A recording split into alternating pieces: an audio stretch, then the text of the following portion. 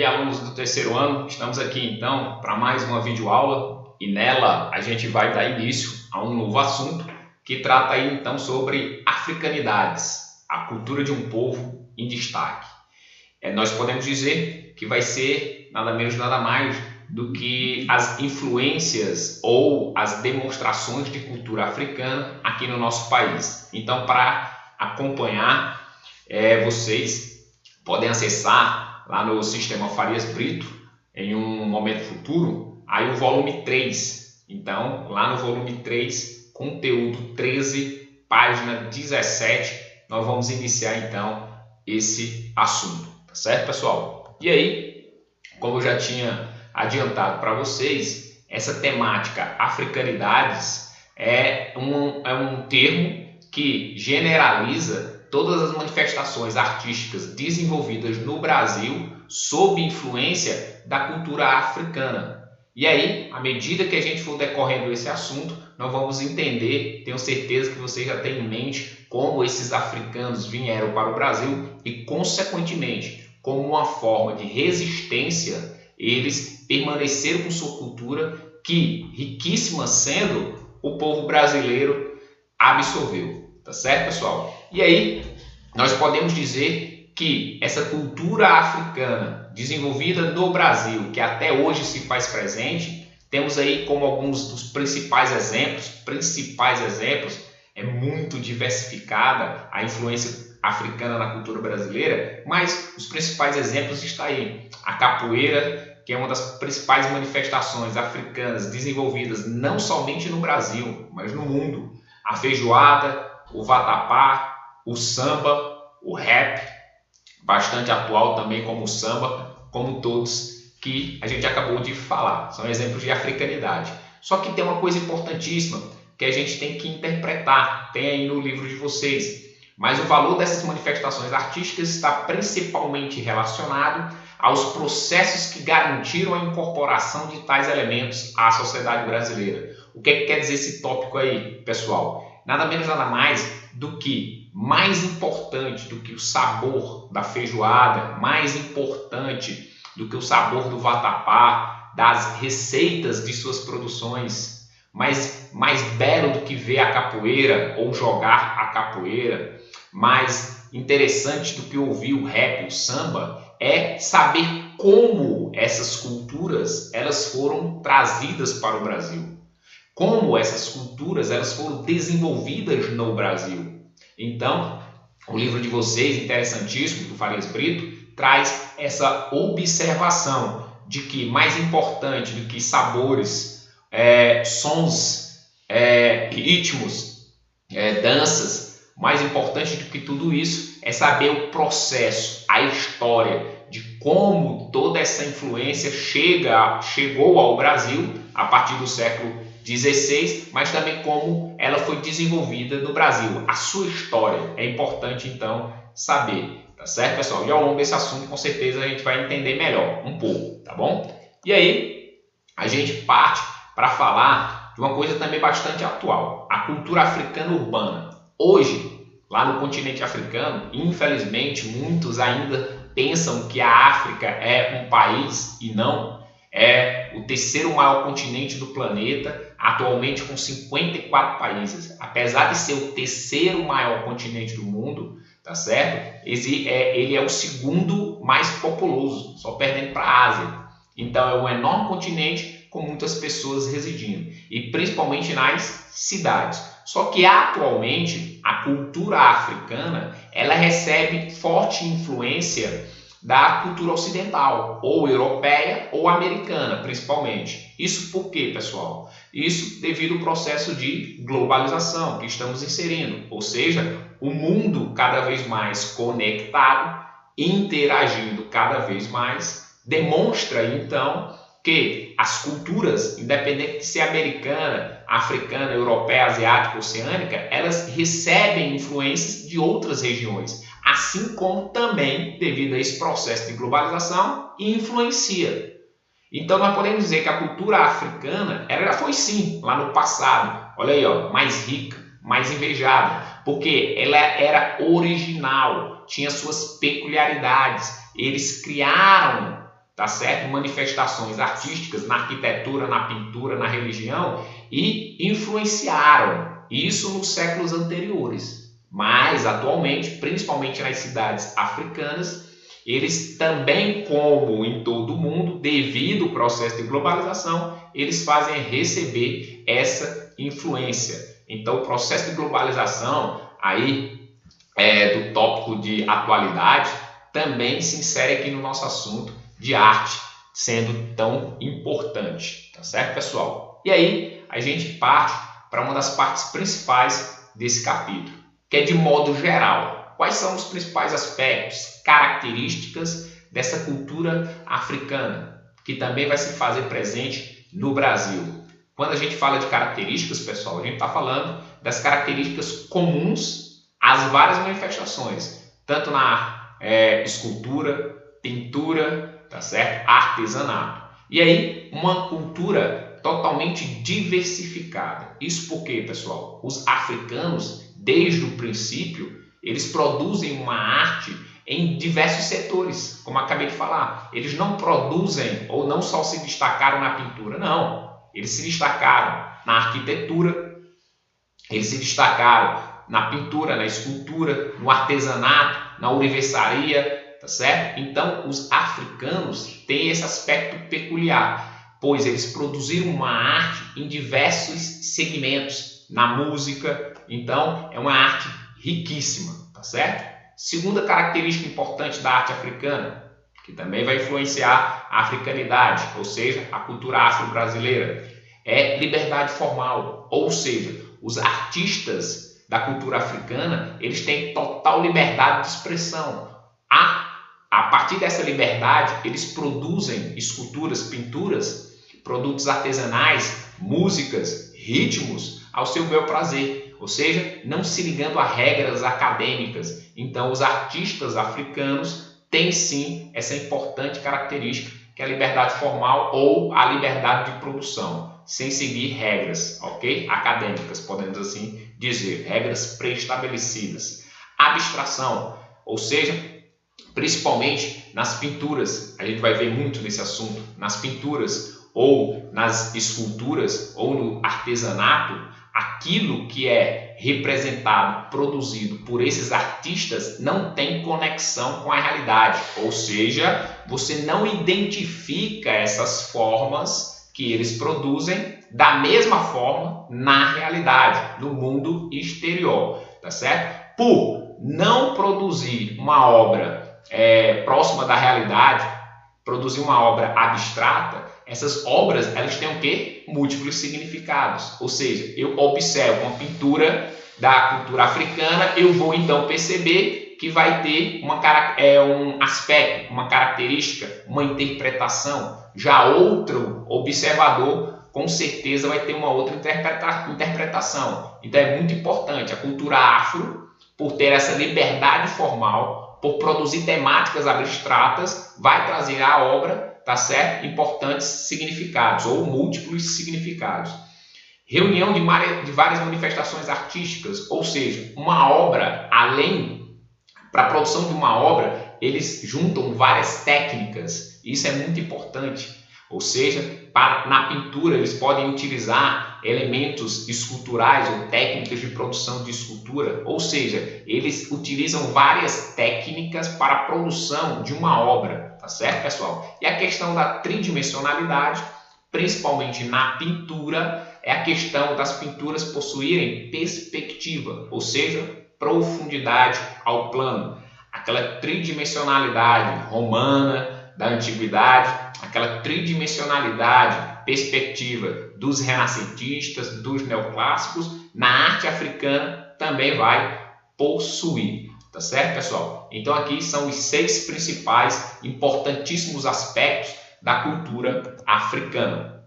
E aí a gente parte para uma parte importante, que é falando sobre artistas que produziram obras sob influência, tá certo? Da cultura africana. Um deles, Jean-Baptiste Debré. Só falar um pouquinho do histórico, ou seja, Debré, ele foi um dos importantes artistas franceses contratados por Dom João para vir para o Brasil para começar uma produção artística aqui. Então, Dom João enviou ou deu a missão aqui no Brasil ao famoso Conde da Barca, ou seja, o Conde da Barca organize a vinda para o Brasil de importantes artistas europeus, no caso franceses, para vir retratar as nossas paisagens, ou seja, produzir uma arte de cunho formal no Brasil. E aí, o Conde da Barca contratou sim, em 1816, vários artistas, os melhores à época, franceses, e os trouxeram para cá. Chegando aqui em 1816, esses artistas em conjunto ficaram conhecidos como Missão Artística Francesa. Eles vão trazer principalmente a influência da arte neoclássica. E aqui o Jean-Baptiste Debré, ele teve o prazer de ser o responsável por fazer a primeira exposição de arte no Brasil. Ou seja, a partir da Missão Artística Francesa no Brasil, a arte formal feita por artistas que aprenderam técnicas em academias de arte começou a ser feita. Então, a partir de 1816. Tanto é que esses artistas criaram no Brasil a famosa Escola de Belas Artes. Tá certo, pessoal? E aí, coisa importantíssima é que o famoso Jean-Baptiste Debré, ele veio para o Brasil e observou o quê? Socialmente, óbvio, à época, 1816, início do século XIX, a maioria da população brasileira era constituída por escravos negros e vai ter uma forte influência sobre suas produções artísticas. Teve tanta influência que quando ele volta para a Europa, está em ano 1834, ele produz lá, entre 1834 e 1839, uma obra iconográfica, ou seja, um livro só de imagens típicas do Brasil à época que ele viveu. Tá certo, pessoal? Esse livro iconográfico de Debré, lançado em 1834 lá em Paris, quando ele voltou, ou seja, ele chegou no Brasil em 1816, voltou em 1834 e aí lá lançou esse livro Viagem Pitoresca e Histórica ao Brasil. Pitoresca é primeiro, primitivo, ou Estadia de um Artista Francês no Brasil, ou seja, em português, a sua escrita do título do livro tem essas duas interpretações. Aqui eu mostro para vocês, tá certo? Algumas de suas obras. Vejam as principais temáticas. É a sociedade brasileira, é o cotidiano brasileiro, sendo que a maioria das pessoas que compunham essa sociedade era de escravos.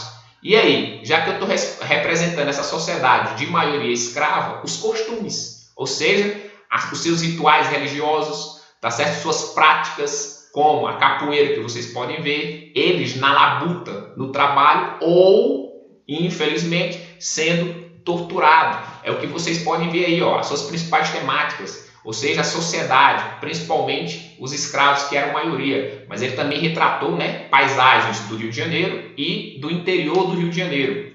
Aonde ele viveu foi no Rio de Janeiro. Além de pintar as paisagens típicas do Rio, também do interior. E os aspectos nós acabamos de falar. Quando fala assim, estado figurativo, é que ele pinta na tela. O que é esse negócio de figurativo? Ele pinta na tela pessoas, tá certo? Ele representa pessoas, como nós falamos, a maioria escravas, tá certo, pessoal? E aí, um outro artista, esse já, tá certo? Mais contemporâneo, século XX, é o Caribé, ou Héctor Julio Paredes Bernadó, tá certo? Vamos chamá-lo de Caribé. Argentino, veio para o Brasil em 1844, metade do século XX, visitou, fazendo turismo, Salvador e se encantou pela cultura, pelo povo baiano. E de vez voltar para a Argentina, não, se sedentarizou, ficou de vez na Bahia, o famoso Caribé. E ele também produziu, assim como o famoso Debré lá do século XIX, um livro iconográfico, um livro só com imagens. E aí, quais são os principais aspectos de sua obra? Consequentemente, obras estas que estavam na iconografia dos deuses africanos no candomblé da Bahia. Os principais aspectos, pessoal, é que as suas pinturas retratam principalmente a religiosidade africana existente na Bahia. candomblé ou banda, entre outras. Ele se encantou por essa africanidade do ponto de vista religioso. Então, além de retratar a questão da religiosidade africana, também os costumes dessas pessoas, desses afrodescendentes que viviam em Salvador, como também da baiana. Ele se encantou também pela baiana. Então, são 3 temáticas importantes. Mostro aqui para vocês a questão de representar a religiosidade típica dos africanos inseridos no Brasil, vivendo em Salvador, século XX, como também os costumes, a capoeira, um deles, e a questão da baiana, são suas principais temáticas, representações. E aí, um outro artista também brasileiro, e sim um pouco mais próximo à década de 80, 90, tá certo? É o Rubem Valentim, que é um dos principais expoentes da cultura afro-brasileira. Tá certo? Foi ele quem melhor traduziu, podemos dizer assim, ou foi ele que ficou mais conhecido por fazer uma obra típica afro-brasileira. E aí, eu fiz questão de ali marcar pintor construtivista. Construtivista, a gente já viu lá no 2º ano, pessoal. Construtivismo foi uma vanguarda europeia, russa, que valorizava principalmente as formas geométricas, tá certo? As formas abstratas. Ok? E aí, o que é que o Rubem Valentim vai fazer? Ele vai, então, utilizar em sua pintura cores intensas, mas essas cores intensas realçando justamente a forma geométrica que ele estava produzindo. E essas formas geométricas que ele produzia e as cores davam destaque, simbolizavam o quê? Simbolizavam, pessoal, símbolos da tradição popular dos negros da Bahia. Ou seja, você pode observar que os seus desenhos, as suas formas geométricas representam símbolos dessa cultura dos negros da Bahia. E aí, eu quero trazer aqui 3 exemplos. E o enxerido ali, né, do professor à esquerda, né? E aí, você vê aqui 3 exemplos. Mas, aí foi uma visita ao MASP, Museu de Arte de São Paulo, e no primeiro andar, enorme, estava repleto de obras do Rubem Valentim. E aí você pode observar o uso de cores intensas para realçar a forma geométrica, e essa forma geométrica ela representa símbolos típicos da cultura dos negros da Bahia ou dos afrodescendentes baianos, tá certo? Vocês podem verificar. E aí, uma outra importante temática, não diferente da pintura, a música na cultura africana. Pessoal, nós estudamos também no 2º ano do ensino médio, revisando a origem, principalmente nos Estados Unidos, onde também teve um grande número de escravos de origem africana, de ritmos afro-americanos. O blues, o ragtime, o jazz, esses 3 estilos originaram-se nos Estados Unidos a partir de afro-americanos. E aí, além deles, teve o rap, o reggae, são então estilos os mais conhecidos, né, no mundo. São os mais conhecidos no mundo e são de origem africana. No Brasil, os sons mais conhecidos de origem africana, ou seja, produzida por afro-brasileiros, o samba, maracatu, típico do Nordeste, Ijexá, o cocó, o jongo, carimbó, lambada e o machixe. Então, esses 7, tá certo? Desculpa, esses 8 ritmos musicais são, então, típicos do Brasil, criações dos afro-brasileiros sobre a influência da cultura africana. E aí, a gente pode dizer que, inicialmente, esses ritmos musicais, desde lá do século XVI, XVII, XVIII, XIX e início do século XX, eles eram desprezados pelos brancos, porque aproximar-se de negro, tá certo? Ser próximo de negros era uma coisa quase que imoral para a época. E imagine ouvir música vinda de negros. Então era uma coisa quase que impossível. E aí, o primeiro ritmo, podemos dizer assim, que vai furar essa barreira que brancos também vão ouvir, é o samba, no início do século XX. O primeiro samba, vou daqui a pouco detalhar para vocês, foi criado em 1916 pelo telefone, né? Uma criação aí do compositor carioca Donga, junto com o seu amigo Mauro de Almeida. Então, Donga com Mauro de Almeida foram então os diz a história musical, os primeiros a compor um samba de título pelo telefone, tá certo? Na realização, olha aí, ó, na realização desses ritmos típicos afro-brasileiros musical, utilizam principalmente esses instrumentos, né? O afoxé, vou mostrar aqui para vocês, ó, os principais instrumentos que até hoje são muito utilizados nessa musicalidade afro-brasileira: o afoxé, caxixe, o berimbau, o agogô, cuíca, reco-reco, tambores, coro. Então aí são os principais, não são somente esses, mas esses são os principais instrumentos utilizados para então realizar esses sons de música típica de afro-brasileiro. E aqui mostrar um vídeo para vocês sobre essa cultura, sobre essa música que rompeu barreiras, o samba, a origem do samba e consequentemente seus criadores, a letra, e é o primeiro ritmo, como eu falei, que rompeu barreiras, pois os brancos passaram a admirar. Vamos ouvir.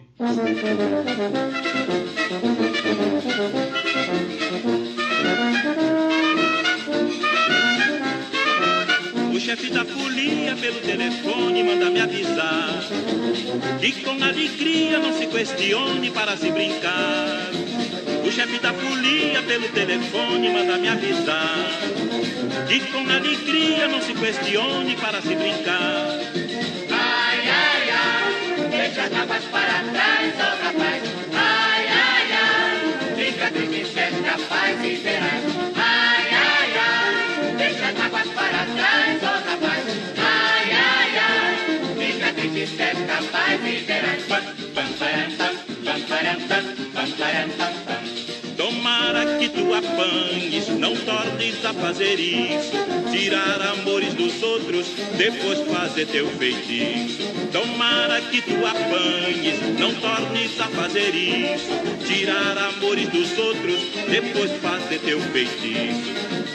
Olha a rolinha, Senhor, senhor, se embaraçou, senhor, senhor, caiu no laço senhor, senhor, do nosso amor. senhor, senhor. Porque este Primeiro samba gravado com o Mauro de Almeida, ok?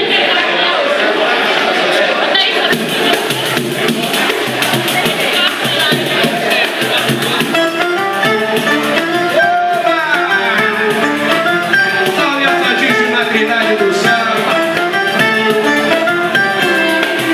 O chefe da polícia pelo telefone manda me avisar que na canhota de uma roleta agora se jogar bem na palma da mão. O chefe da polícia pelo telefone manda me avisar que na canhota...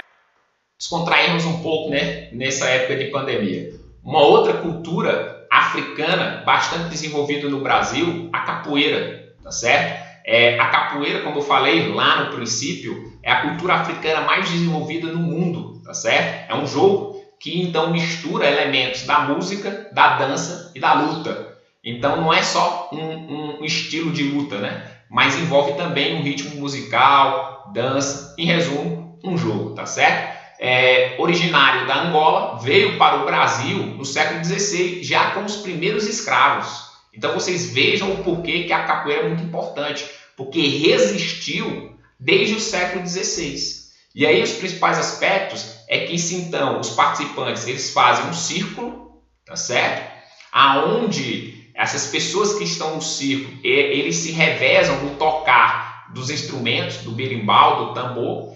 Dentro do círculo é onde é realizado essa dança, esse jogo, em pares, ok? E aí, essa dança, esse jogo, essa dupla então realiza várias, né, acrobacias, chutes, rasteiras, e aí dizem que é uma forma disfarçada de arte marcial, ou seja, à época, lá no século XVI, os brancos poderiam ver isso como um treinamento de luta, ou seja, de arte marcial, para então disfarçar.